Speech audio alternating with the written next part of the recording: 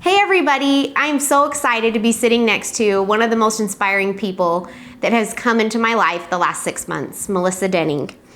As you know, divorced, I'm trying to find a place to live, we move in, and this sweet angel next to me was first to text me, to call me, to offer her amazing husband and strong, handsome son to come and help with anything we needed.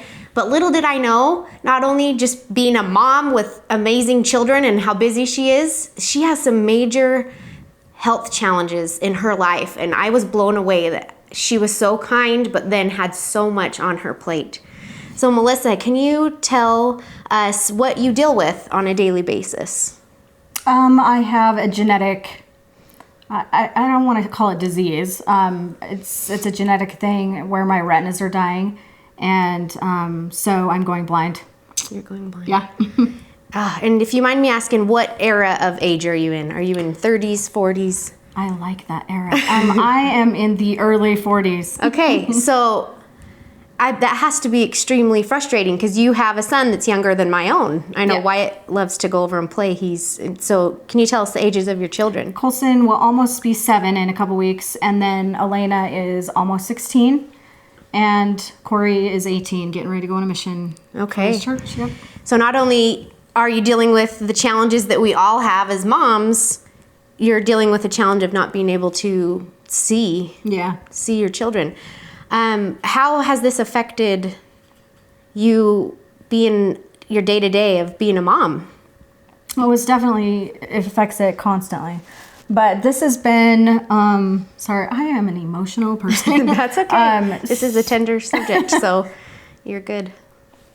Please take as much time you need. Grab a tissue or whatever you need. I am going to be strong with this. It's basically, I've been going blind since it really hit bad for my day vision. I've been night blind since I was a teenager, which I didn't realize it until the first time I drove at night. So it gradually happened because I remember when I was a kid being able to see stars at night. Like I used to play night games like all the other kids, and it was a blast. And then the first time I drove at night, it was on a road that didn't have very bright lines. And luckily I had a friend in the car, and she had to grab the steering wheel because I couldn't see the road. And so I've been fine with my day vision up until just before I was pregnant with Colson. So it's been the last almost 7 years that I had to stop driving.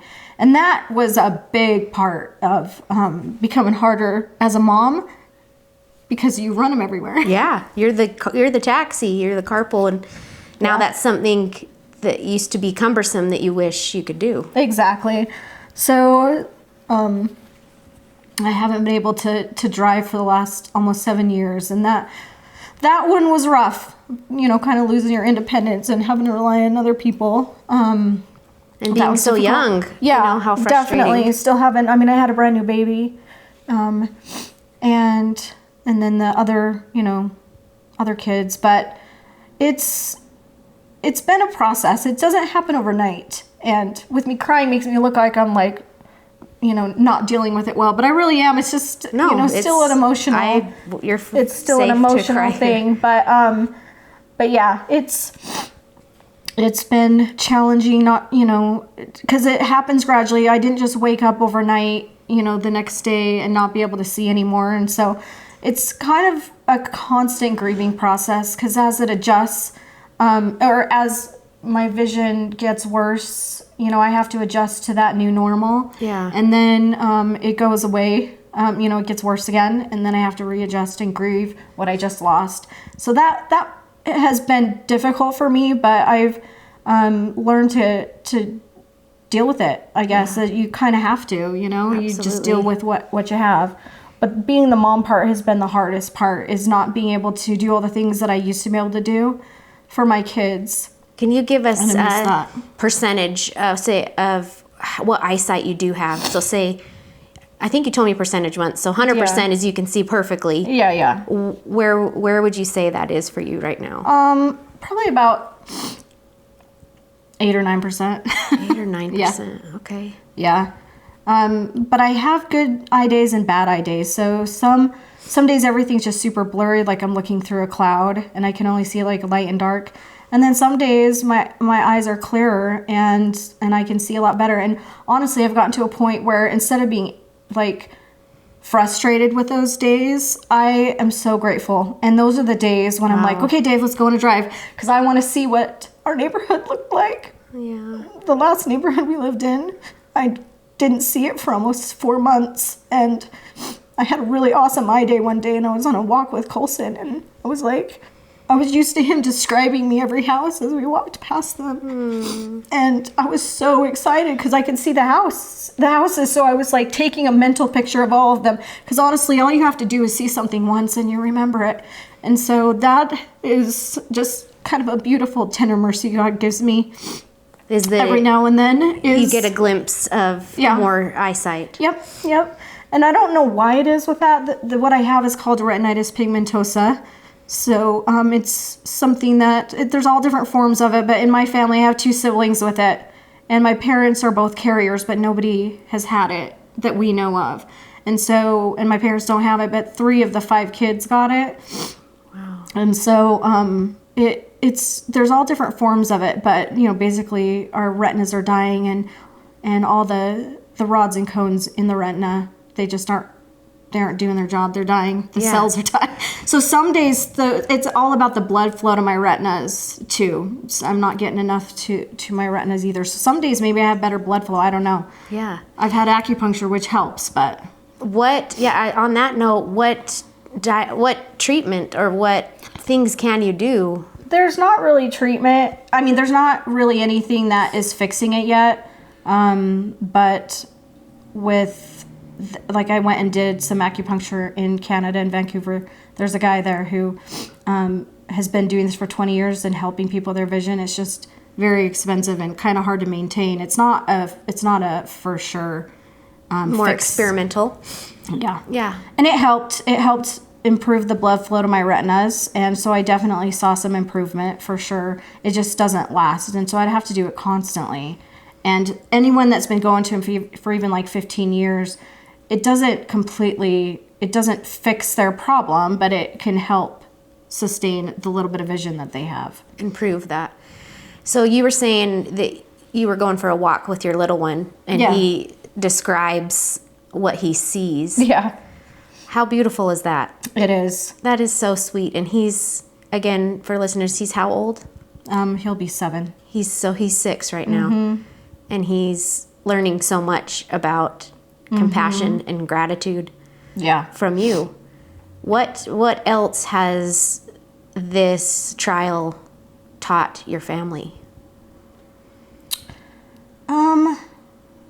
Definitely my children are more compassionate than, I don't know, I feel like they just pay more attention. And so when someone is in need or whatever, I see them really rush over to help them. And I think it's just because they're used to helping me, but they also have a more sensitive radar about it. It's like just noticing and realizing that, a lot of people struggle with a lot of different things, and sometimes you don't even know what they are, but they have a really strong radar for it, I think. And they're great kids. I've had some of their leaders tell me before that they can tell a difference in my kids they're just more nurturing, and maybe because they've had to, I don't know.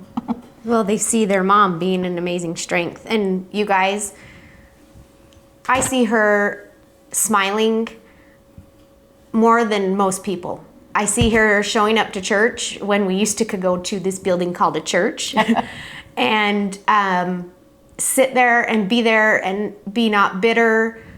Her sweet husband is by her side and helping her, but you wouldn't think she has any physical problems on display if you really didn't know behind the scenes what's going on. Yeah, he's pretty amazing. We've been together since he was 17 and I was 18, and it was really sweet. It's kind of just a tender thing with my vision. He was kind of, in my opinion, out of my league. I felt like back then, well, still now, but we were camping and we'd been dating for like a month, and he said,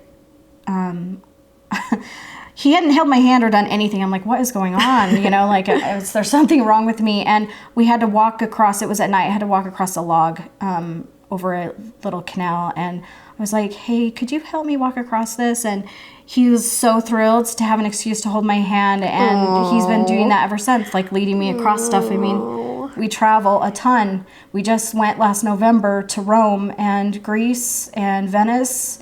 And he loves to travel, and that's been a huge blessing for me because he gets me out there. You know, otherwise I think I'd be a pretty hermit at home, but he gets me out there, and we hike and we do everything that I would do if I had my vision, but he's so good at leading me.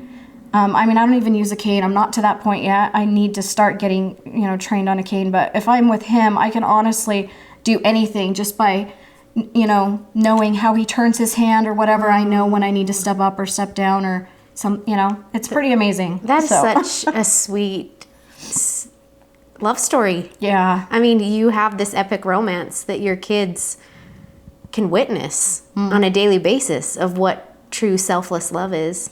Yeah, he's pretty awesome. That's incredible.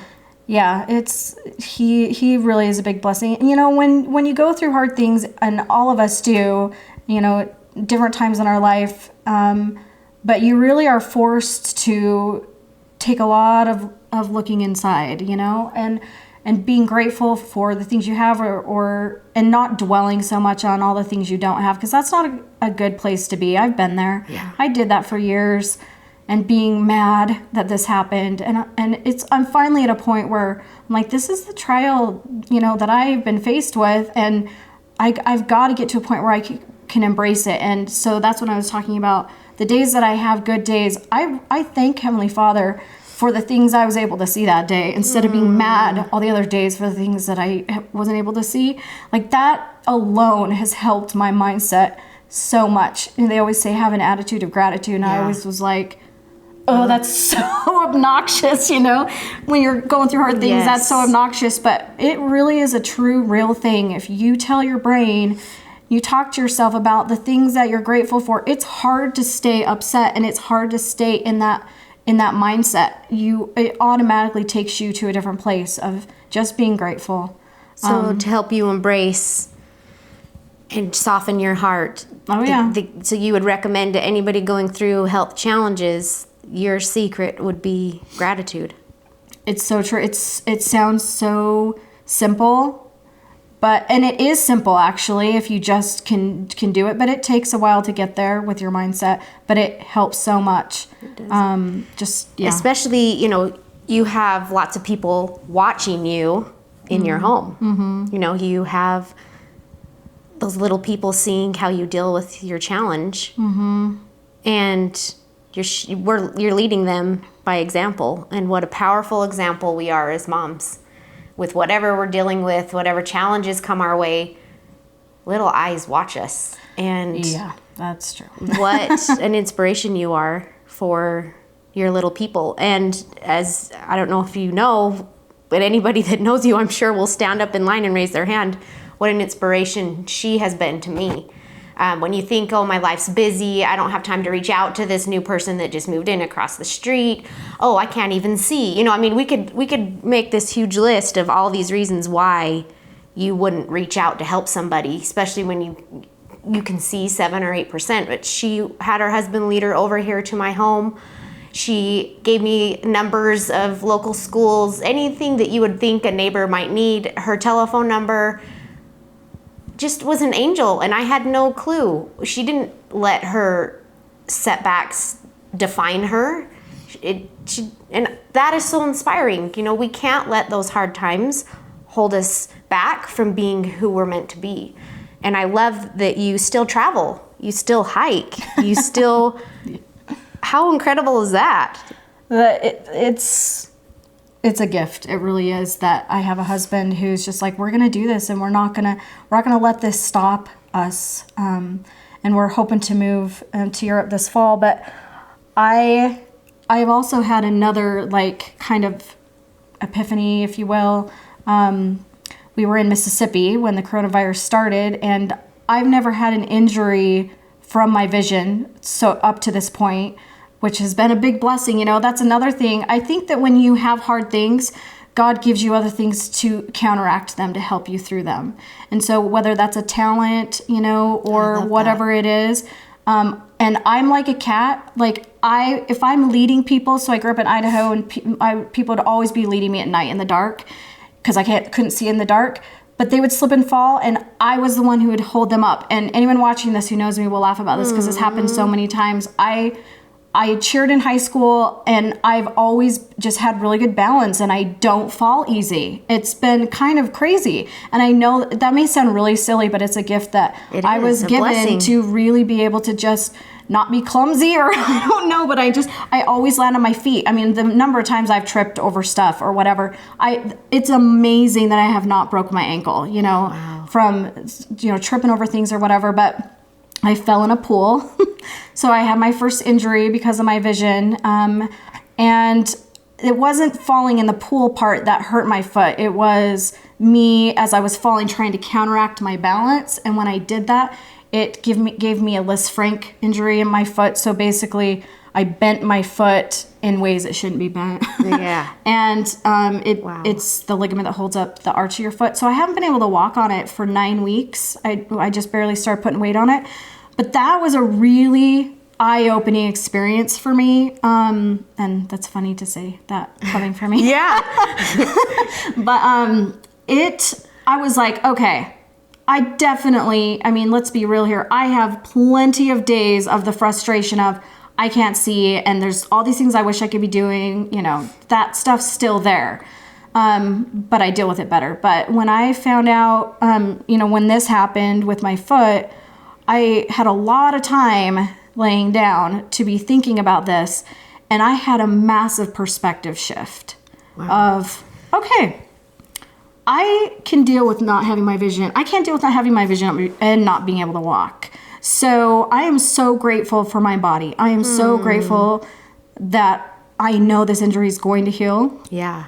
I've got a blessing, and I definitely know it's going to heal. It's temporary. And so in the meantime, I just had all of this time to think about how grateful I am that I can still walk, and that I'm okay, and I'm accepting of not having my vision, because I've learned to be able to adjust and deal with it. But being able to walk and still be able to travel, like I don't know how to even explain the perspective shift that happened, where I was like, I'm okay with my vision. Like, I'm okay with it now. So you falling and now having a cast on your boot on your foot, that's helped you appreciate your disability because you can walk. When something's taken away, it's brutal, but it completely changes your perspective about something. Yeah. And I honestly believe that's 100% why we have the trials we have, because it completely shifts our mindset and gives you empathy for others that you never would have had before. And you're able to help and love others the way Christ would, in such a more meaningful way, I guess. And it stops you in your tracks when you have disabilities or struggles or something that happens to you, because we're all super busy flying 100 miles an hour, especially doing being stuff. mom. Yeah. And then you get something hard that happens, and it just completely changes who you are in every way. And it's not all good ways until you can finally, learn to accept it. And that's a process, and it's not overnight. But so God somebody helps. going through this process of feeling like they want to have all reason and right to be depressed and upset with their challenges, what advice would you give them to help them get to this good place you are right now? Don't beat yourself up, because you're going to have your feels. You're going to still feel the things that you're feeling, but fueling those feelings and allowing them to dwell there, that does not help anything. And I know that may seem easier said than done, but it truly is. Find small things that make you happy, even if it's like, for me, I love the sunshine. I love to be outside, and if I can just go sit on my back step, that can change my whole mindset from not wanting to get out of my bed. If I force myself to go sit out on the back step, because I love the sunshine. So find your thing that you love, even if it's whatever it is, as simple as that, sitting in the sunshine. Do it. I love that. It will bring you out of where you're at and then turn to God. So has your faith in God helped lighten your load, helped ease your burden? Oh yeah. It has. 100%. 100%. I could not imagine going through this without my faith in God, because I know that He has, His reasons why this is my path. Yeah, and that's hard. That's frustrating. I know people with my late husband passing from bone cancer. It's a hard pill to swallow. Yeah. When you're thinking this is God's will, it always would I would wonder, how could someone dying that you love be part of a merciful God? And as you've been talking about your children and how compassionate they are and empathetic, I've always relied on that my kids will be who they're meant to be because of the bad that they had to go through and because of the example It's so true. of those in our lives. And that brings so much peace and comfort. So I appreciate you being vulnerable and sharing that. Another thing that I wanted to bring up that people wouldn't know unless they really do know you is you had to completely shift your whole career. Mm-hmm. I mean, can you tell us about that? I mean, not only is she a beacon of light and hope, but she had to completely change. She was a hairdresser, right? Mm-hmm. And that was her full-time job. And she lost that too. Not only her sight, but you lost your career. And I mean, you have all right to be bitter, angry, and mad at God, but you didn't let that dwell there very long. Yeah, it's, you don't want, that's kind of an essential thing to have your hairdresser be able to see, to do your hair. And so I started seeing the writing on the wall as I'd always dealt with the night blindness, but when my day vision started going, I was like, oh, please don't let it get worse, because then I won't be able to do hair. And I love doing hair. I love the creative aspect of it. I loved the people. I loved having them in my chair. I loved just listening to them. I've always loved people. I've just kind of always been that way. And so it was funny when my husband, I was a music major. I started out as a vocal major, and I was like, I don't know if this is what I want to do. And he was getting ready to go serve a mission. And I was like, I got to keep myself busy. What am I going to do? And he's like, why don't you go to beauty school? You've always done everyone's hair, and you're everyone's counselor. It's a great combination. Perfect. And so I was like, that was a light bulb moment. And so I went and I loved it. And I had a salon in my home for years, so it kept me being able to still be at home with my kids. But that was a brutal moment when I realized that was something I was going to have to eventually, not be able to do. And luckily, it wasn't overnight. For me, I've had time to get through it, and it, it lessened more and more. I had to stop doing certain things. I was such a perfectionist, and blending guys' haircuts. Yeah, my eyes just couldn't see well enough, but I could still do long haircuts, and I could still do, certain things like that. So I just had to go in stages to adjust to it. But that was brutal, and so. And now I'm just so grateful. I have enough vision to do my daughter's hair for her dance. So I'm really excited about that. And she actually did my makeup today, but I taught her how to do makeup. Cute. And I can still do some, but I love that she gets to do those things for me. And she has that love to do it. Like, she enjoys doing it. Well, she's learned from one of the greatest. That's why. You're sweet. But when you have something completely that shifts and you have to get a new normal, which we're kind of all dealing with that right now, in one way or another with things that are going on in the world. But I have just learned I have to do things differently. And yeah, I may not be able to do hair for people, but I can, find other things that can still fill that void, that creative void, that need to love to help people. So I've just had to find other ways to do it. And I'm still on that journey. Yeah. Well, you're nailing it. Just even from my single mom perspective, moving in, your texts, even that we were talking in the beginning, she's like, well, I haven't done anything really too big. And I'm like, it's the small things that make the biggest difference. If a text, welcoming hand of friendship. I mean, that goes a long way. And, you know, I would love to thank you for that. You're such a sweet, amazing person. Before we end, is there anything else you feel like you want to share for those who are listening who might be dealing with some unimaginable heartaches, trials, challenges? I think, I mean, I've said, I don't want to like repeat too many things I've already said, but don't be so hard on yourself and let yourself get to that place that it's hard to come out.